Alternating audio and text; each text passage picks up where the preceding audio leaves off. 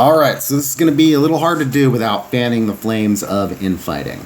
But, it does appear on its surface that everybody on the revolutionary, anti-capitalist left does want the same thing. We have similar goals, right? In the end, we want a stateless, classless, moneyless society.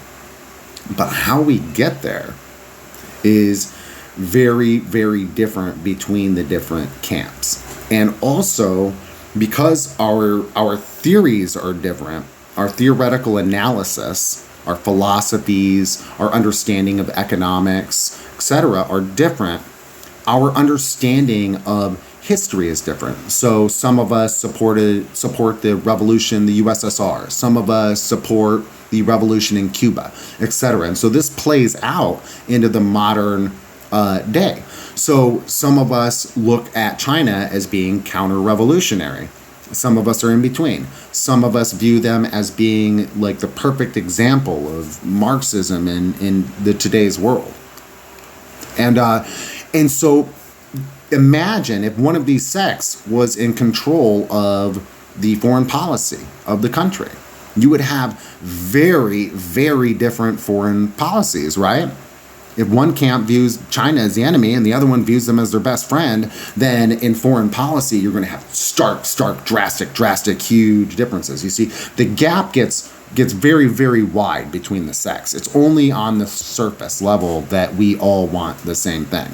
We all have a common enemy, and that can bring us together. That is very, very, very important. And that is why I don't spend much of my time trying to fan the flames and make myself feel smarter than this group or that group and all of that. Because there's really not a lot of point in doing that in today's world, in my opinion.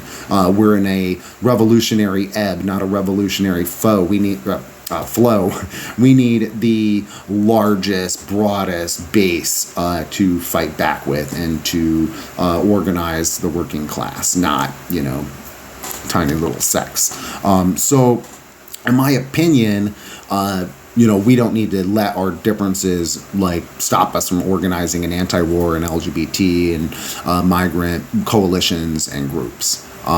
We do have to be careful because well, anyways, I'm going to stop there about that infighting. And think about it in terms of strategies. Sometimes, right now, some people are going to tell you, only go vote. Don't do anything else. Other people are going to say, get your pew-pews and join a militia. I mean, there's a huge difference in those two things. Go get your AK-47 or come hold up a protest sign or go vote. I mean, these are all very, very different strategies, right? Some of them can end you up in jail or unalived.